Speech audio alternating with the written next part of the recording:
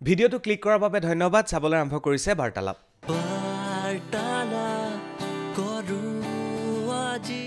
আজি অসম লোকসেৱা আয়োগৰ 2023 বৰ্ষৰ ফলাফল ইতিমধ্যে ঘোষণা হৈছে আৰু এই ফলাফল ঘোষণা হোৱাৰ লগে লগে উৎসৱমুখৰ পৰিৱেশৰ সৃষ্টি হৈছে এছপিএমত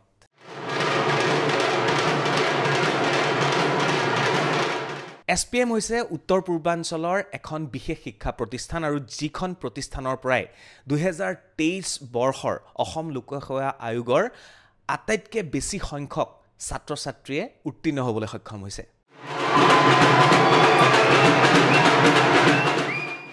অসম লোকসেৱা আয়োগৰ 2023 বৰ্ষৰ 235খন আসনৰ ভিতৰত এছপিএমে লাভ কৰিবলৈ সক্ষম হৈছে 194খন আসন আৰু এই 194খন আসনতেই এছপিএমৰ ছাত্ৰ-ছাত্ৰীয়ে উত্তীৰ্ণ হ'বলৈ সক্ষম হৈছে আৰু অসম লোকসেৱা আয়োগৰ পৰীক্ষাৰ ৰিজাল্ট ঘোষণা হোৱাৰ লগে লগে এক উৎসৱমুখৰ পৰিৱেশৰ সৃষ্টি হৈছে এছপিএমৰ কাৰ্যালয়ৰ চৌহদত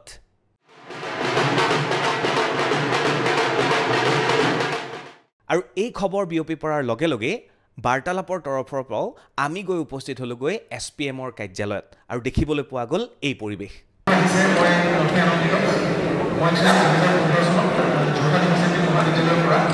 শিক্ষক ছাত্ৰ-ছাত্ৰী আৰু মিডিয়াৰ প্ৰায় সংখ্যক লোকে ভিৰ কৰিছে এছপিএমৰ কাৰ্যালয়ৰ চৌহদত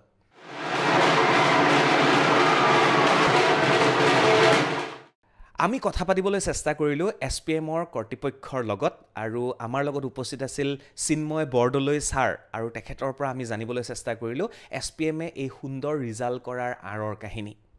খুব বেছি ভাল লাগিছে খুব ভাল লাগিছে মানে আজিৰ দিনটো আমাৰ কাৰণে সঁচাকৈ খুব এটা গৌৰৱৰ দিন বুলি ক'ব লাগিব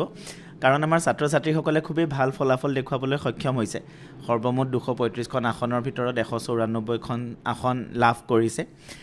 খালি ইয়াতে মই এটা কথা ক্লিয়াৰ কৰি দিওঁ কাৰণ ৰিচেণ্টলি আমাৰ চেণ্ট্ৰেল কনজিউমাৰ প্ৰটেকশ্যন অথৰিটিৰ এখন নটিফিকেশ্যন আহিছিলে তাতে উল্লেখ কৰা হৈছিলে যে কোচিং ইনষ্টিটিউটে যেতিয়া ৰিজাল্টটো ডিক্লেয়াৰ কৰে তেতিয়া তাতে কিমানজন পেইড কোৰ্চৰ হয় কিমানজন ফ্ৰী কোৰ্চৰ হয় সেইটো উল্লেখ কৰি দিয়াটো মানে উচিত গতিকে মই সেই হিচাপে যদি ক'বলৈ যাওঁ আমাৰ 194জন ছাত্ৰ-ছাত্ৰীৰ ভিতৰত 152জন আমাৰ ক্লাছৰুম যোনখিনি পেইড কোৰ্চেছ আছে সেই কোৰ্চখিনিৰ যেনে ফাউণ্ডেশ্যন হৈ গ'ল বা প্ৰিলিমছ মেইনছৰ ক্ৰেছ কোৰ্চৰ তেনেকুৱাকৈ আৰু 42জন ষ্টুডেণ্ট আমাৰ যোনখিনি ফ্ৰী কোৰ্চেছ যেনে ইণ্টাৰভিউ গাইডেন্স প্ৰগ্ৰেম হৈ গ'ল ডেইলি এনচাৰ ৰাইটিং হৈ গ'ল গতিকে আমি ফ্ৰীটো বহুতখিনি ছাপৰ্ট প্ৰভাইড কৰোঁ 42জন ষ্টুডেণ্টছ সেই ফ্ৰী কোৰ্চেছ কেইটাৰ জৰিয়তে এছপিএমৰ লগত জড়িত হৈ আছিলে আৰু 152 আমাৰ ক্লাছৰুম কোৰ্চৰ টিচিং কোৰ্চৰ পৰা আছিলে ৰেগুলাৰ কোৰ্চৰ পৰা আছিলে গতিকে সেই 152 + 42 টোটেল 194জন আছিলে আৰু 83% এছপিএমৰ এইটো এছপিএম মানে 235 194 মানে সেই এৰাউণ্ড 82.6% হয় গতিকে সেই হিচাপে চাবলৈ গ'লে যোৱাবাৰতকৈ এইবাৰ ৰিজাল্টটো আৰু ভাল হৈছে যোৱাবাৰ আমাৰ এৰাউণ্ড 75% আছিলে যোৱাবাৰ অৱশ্যে আসনৰ সংখ্যাও যথেষ্ট আছিলে 900ৰ ওপৰ আসন আছিলে এইবাৰ আসনৰ সংখ্যা কম আৰু সেই অনুপাতে আমাৰ ছাত্ৰ-ছাত্ৰীসকলে তেওঁলোকে নিজৰ কষ্টৰ ফল পাইছে মই মানে এবছৰ ধৰি তেওঁলোকে যিমান কষ্ট কৰে আমিও সেইটো দেখা পাই থাকোঁ আমি সহায় কৰিব পাৰোঁ কিন্তু তেওঁলোকে নিজৰ কষ্টখিনি নিজে কৰিবই লাগিব পঢ়াখিনি পঢ়িবই লাগিব আৰু যিমান তেওঁলোকে মানে সেইটো কৰিছিলে যিমান তেওঁলোকে ডেডিকেশ্যন দি পেলাই পঢ়িছিলে তাৰ ফলাফল তেওঁলোকে পাইছে আৰু মানে সেইটোৱে আমাক খুব আনন্দিত কৰে আৰু এটা প্ৰশ্ন সুধোঁ এটা খবৰ চলি আছে যে প্ৰথম 10খন যদি আমি আসন চাওঁ 7খন আসনেই মহিলা বা ছোৱালী দখল কৰিছে ছোৱালীয়ে বেছি পঢ়িছে আৰু এছপিএমৰ ৰিজাল্টটো কেনেকুৱা ছোৱালীৰ সংখ্যা বেছি নে ল'ৰা আচলতে ক'বলৈ গ'লে সেই এনালাইচিছটো আমি এতিয়াও কৰাৰ সময়টো পোৱা নাই কাৰণ জাষ্ট আমাৰ কেইটা 4টামান বজাত ৰিজাল্টটো গম পাইছোঁ আৰু তাৰপিছতে আমাৰ মানে সেই 1.5 ঘণ্টাৰ ভিতৰতে আমাৰ ইমানখিনি ষ্টুডেণ্টৰ পৰা কেলকুলেট কৰা কিমানজন আছে কিমানজনে পাইছে কোন ক্লিয়াৰ হৈছে কোনখিনি পেইড কোৰ্চৰ কোনখিনি ফ্ৰী সেইখিনি কৰোঁতে আমাৰ সময়খিনি আচলতে লাগি গ'ল আমি কাইলৈলৈকে এটা আৰু সবিশেষ আমি জনাবলৈ সক্ষম হ'ম কাৰণ আৰু বহুতখিনি এনালাইচিছ কৰিব আছে যেনেকৈ আমাৰ ACS কিমানজন হ'ল APS কিমান হ'ল কিমান মেল কিমান ফিমেল গতিকে সেইখিনি আমাৰ এতিয়া সদ্যহতে আমাৰ হাতত সেই তথ্যখিনি পূৰা স্পষ্টভাৱে উপলব্ধ নহয় গতিকে আৰু অলপমান আমি সেইখিনি চাই পেলাইহে জনাব পাৰিম কিন্তু এইটো খুবেই এটা ভাল মানে মই ক'ম যে যুগাত্মক পৰিৱৰ্তন বুলি ক'ব লাগিব যে মহিলাসকলেও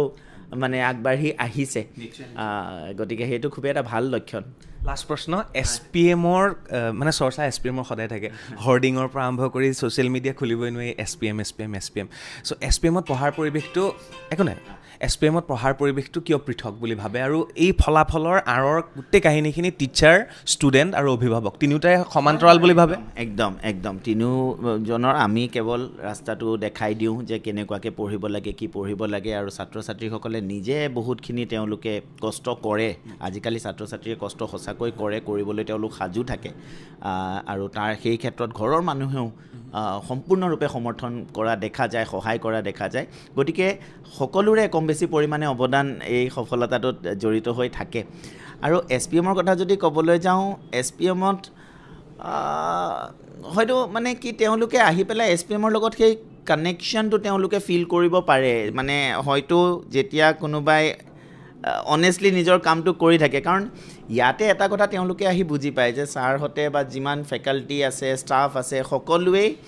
সকলোৰে মেইন এটাই উদ্দেশ্য যে আমাৰ ৰিজাল্ট ভাল কৰিব লাগে বা আমাৰ এই পৰীক্ষাটোৰ প্ৰিপাৰেশ্যনত যি কৰিলে সুবিধা হ'ব সেইখিনি সকলোৱে অনবৰতে সেইটো চিন্তাতে থাকে যে আৰু কি কৰিলে ষ্টুডেণ্টখিনিৰ ভাল হ'ব সেই কথাটো ক'ৰবাত নহয় ক'ৰবাত চাগে ছাত্ৰ ছাত্ৰীসকলেও উপলব্ধি কৰে আৰু সেইকাৰণে SPMত তেওঁলোকে বিশ্বাসটোও ৰাখে তেওঁলোকে যেতিয়া দেখে যে নাই আমি যিমান কষ্ট কৰি আছোঁ সমানে আমাৰ লগত কষ্ট কৰি আছে বাকী মানুহবিলাকেও কৰি আছে তেতিয়া সেইটোৱে তেওঁলোকৰ মনত অলপমান হ'লেও সাহস দিয়ে যে ঠিক আছে কেতিয়াবা যদি আমি কিবা নোৱাৰোঁ হতাশাত ভোগোঁ কেতিয়াবা যদি নোৱাৰোঁ যেন লাগে তেতিয়া এটলিষ্ট কোনোবা আছে যোন আমাৰ লগত সমানে থিয় হৈ থাকিব বা কিবা নোৱাৰিলে হয়তো এবাৰতে নোৱাৰিলে পিছৰ বাৰত আকৌ আমি সেই সহায়খিনি সেই ছাপৰ্টখিনি আমি পাম গতিকে সেইটো চাগে ক'ৰবাত নহয় ক'ৰবাত ষ্টুডেণ্টখিনি ইয়াতে আহি ফিল কৰিব পাৰে আমিতো নিজৰ কাম কৰি গৈ আছোঁ অনেষ্টলি যে যিমানখিনি যেনেকৈ কৰিব লাগে সেইটো চাগে ষ্টুডেণ্টখিনিয়ে ফিল কৰে কাৰণ সেইখিনি মুখেৰে কৈ কাকো মানে প্ৰকাশ কৰিব নোৱাৰি আৰু মুখেৰে কৰি কাকো আপুনি কনভিন্স কৰিব নোৱাৰে সেইটো মানুহে আহি পেলাই ফিল কৰিব লাগিব আজি মই যিমানেই নকওঁ কিয় SPMে অমুক কৰিলে বুলি কিন্তু তেওঁলোকে নিজে আহি যদি সেইটো ফিল নকৰে তেনেহ'লে মোৰ কোৱাৰ কোনো অৰ্থ নাই বা মোৰ কোৱাৰ পৰা একো লাভো নহয় গতিকে ক'ৰবাত নহয় ক'ৰবাত চাগে ছাত্ৰ ছাত্ৰীসকলে নিজে সেই কথাটো আহি ইয়াতে ফিল কৰে আৰু সেই যোনটো এটা সাহস তেওঁলোকে SPMত আহি পায় সেই সাহসটোৱে চাগে তেওঁলোকক আৰু দুগুণে কষ্ট কৰাত হয়তো অলপমান সহায় কৰে যাৰ কাৰণে তেওঁলোকে নিজেও কষ্ট কৰি আগবাঢ়ি যাবলৈ সক্ষম হয় SPMৰ কিমান বছৰ হ'ল এই যাত্ৰা 2019 অক্টোবৰ মাহত আৰম্ভ কৰিছিলোঁ গতিকে আমাৰ 5 বছৰ কমপ্লিট হৈছে আৰু 5 বছৰত ছাৰ প্ৰতি বছৰে ৰিজাল্ট বেটাৰ কৰি আহি আছে হয় বেটাৰ হৈ আহি আছে মানে আশা কৰোঁ এনেকেই আমি কৰি যাব পাৰোঁ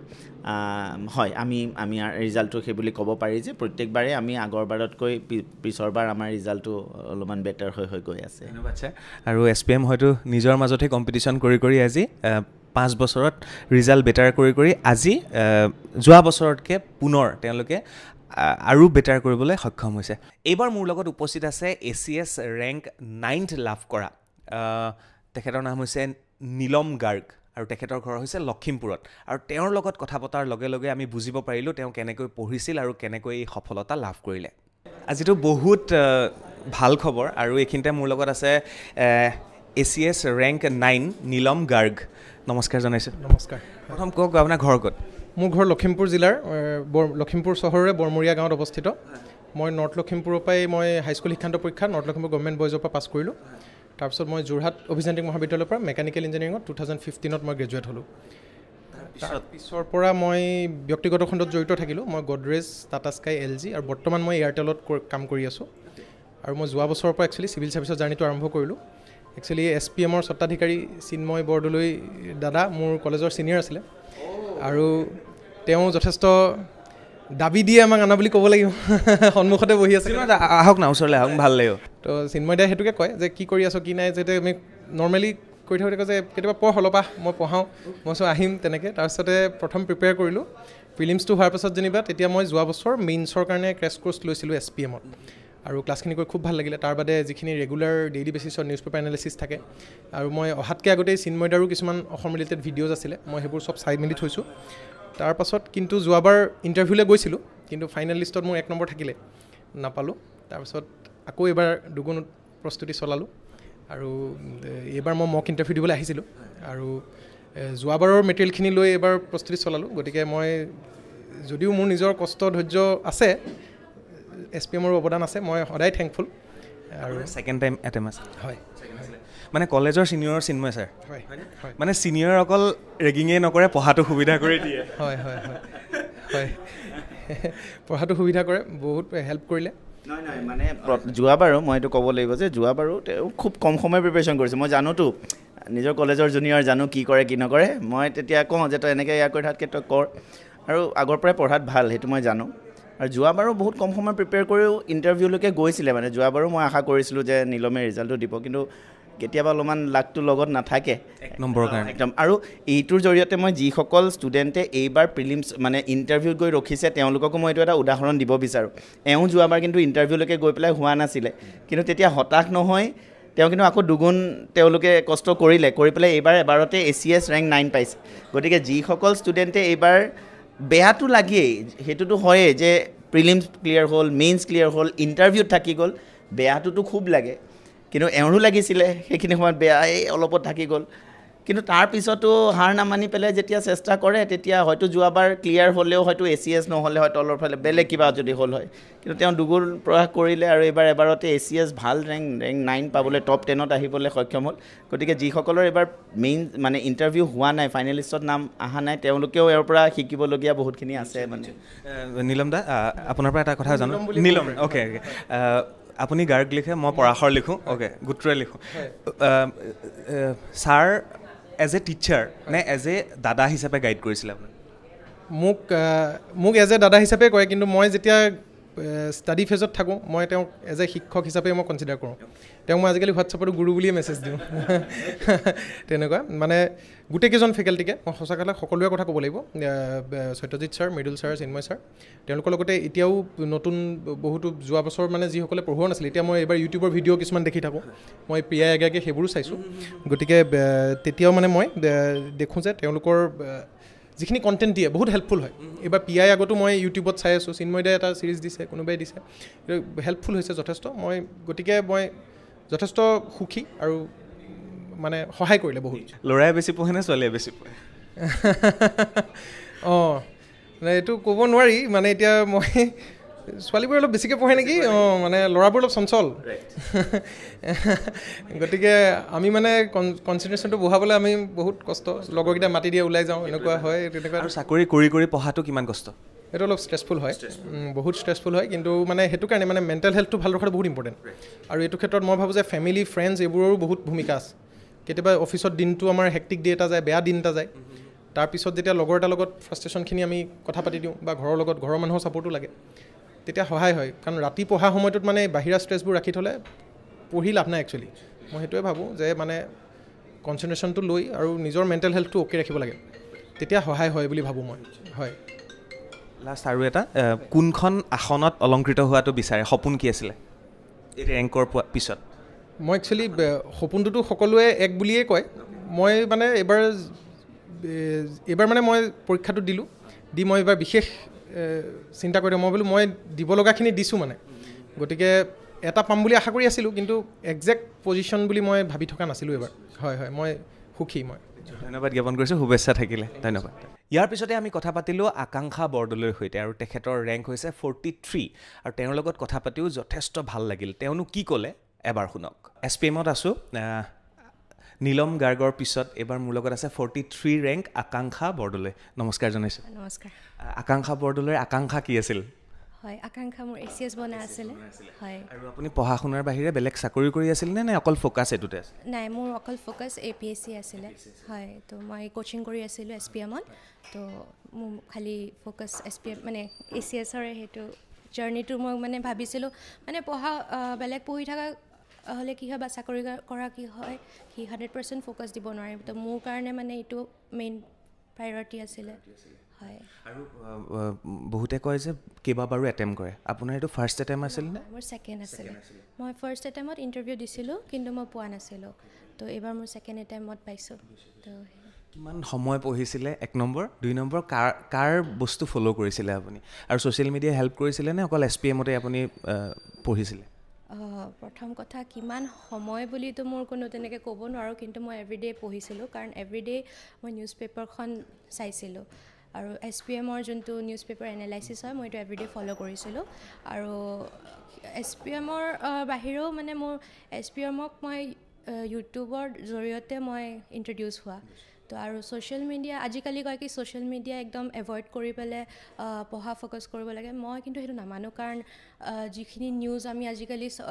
চব বস্তু ছ'চিয়েল মিডিয়াতে পাওঁ তো মই ফ'ল' কৰিছিলোঁ আমি যদি ৰেংকখিনি চাওঁ 7th ৰেংকলৈকে প্ৰায় লেডিজ ছোৱালী বা মহিলাই এই ৰেংকটো লাভ কৰিবলৈ হৈ গৈছে 8ৰ পিছত ল'ৰা আহিছে মিক্স আছে চ' ল'ৰাই বেছি পঢ়ে নে ছোৱালীয়ে বেছি এই তেনেকৈ আচ্ছা আমি কোনো জেণ্ডাৰ এয়া কৰিব নোৱাৰোঁ যে ল'ৰাই বেছি পঢ়ে ছোৱালীয়ে বেছি পঢ়ে যোনে বেছি পঢ়ে সিয়ে পাব হয় ধন্যবাদ শুভেচ্ছা জ্ঞাপন কৰিলোঁ আৰু আপোনাৰ নেক্সট কোনখন আসনৰ প্ৰতি আপোনাৰ আকাংক্ষা আছে ধৰক মই এইটো ৰেংক এইখন আসনৰ কাৰণে পঢ়িছোঁ বা ভৱিষ্যতলৈ কি বিভাগত গৈ পেলাই আপুনি মোৰ তেনেকুৱা কোনো এয়া নাই শুভেচ্ছা থাকিলে